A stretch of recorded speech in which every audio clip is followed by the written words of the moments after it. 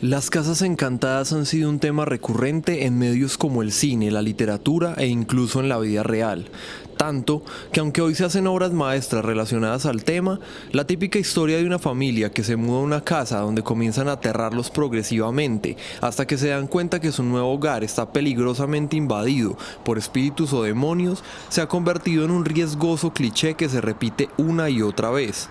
Sin embargo, aunque al igual que muchas temáticas de terror han sido siempre sobreexplotadas en las últimas décadas, las casas encantadas vienen de una larga tradición oral y literaria y han sido alimentadas por siglos de historia y además tienen una característica muy particular. Estas generalmente están basadas en historias reales.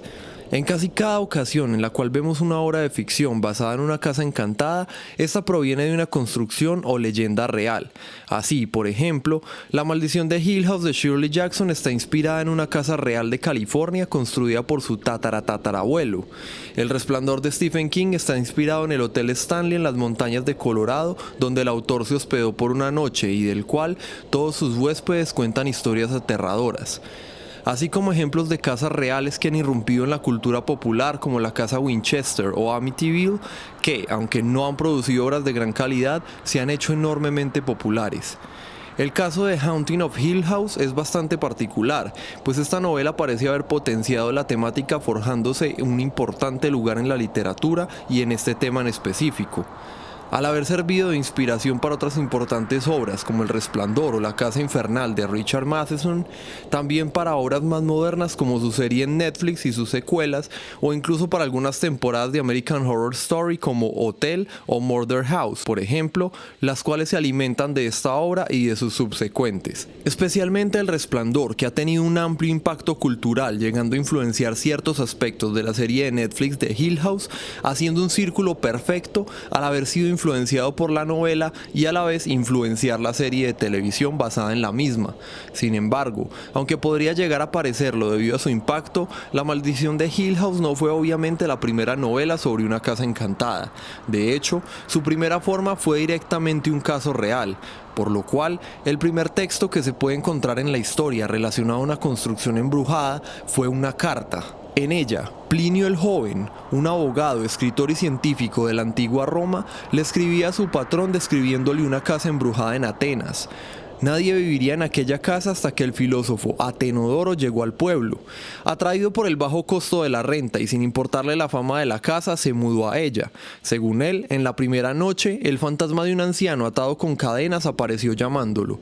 La entidad desapareció en cuanto llegó al patio y Atenodoro marcó el lugar. Según la historia, el filósofo hizo excavar la zona al día siguiente y el esqueleto de un hombre atado con cadenas fue descubierto. El fantasma nunca más apareció después de que el cadáver se le dio un entierro apropiado. No obstante, esta carta no es un cuento ni una historia de ficción, es simplemente el primer texto encontrado en la historia que hace referencia a una casa embrujada. Se cree que las primeras historias cortas de ficción relacionadas a este tema se encuentran en Las Mil y Una Noches y el ejemplo más claro de esto es la historia de Ali y la casa embrujada de Bagdad. Aún así, no se trataba más que de una historia corta o pequeñas menciones de estos lugares. La primera novela, y considerada como la primera novela gótica, fue El Castillo de Otranto de Horace Walpole en 1764, la cual tiene lugar en un castillo embrujado. El libro también es considerado la primera novela de terror de la historia, por lo cual se podría interpretar que la temática del terror nació a través de las casas embrujadas y especialmente que vienen de historias y leyendas reales. El libro está inspirado en una pesadilla que Walpole tuvo en Strawberry Hill House, la edificación gótica que el mismo Walpole construyó. También se menciona que gran parte de la inspiración viene de Hamlet de William Shakespeare, en especial el encuentro de Hamlet con el fantasma. Así se creó un género literario que continuaría como tradición por siglos, pero no sería hasta 1959, como se mencionó anteriormente, que la temática de las casas encantadas se haría extremadamente popular, tanto entre los lectores como entre los autores, tras la publicación de La maldición de Hill House por parte de Shirley Jackson.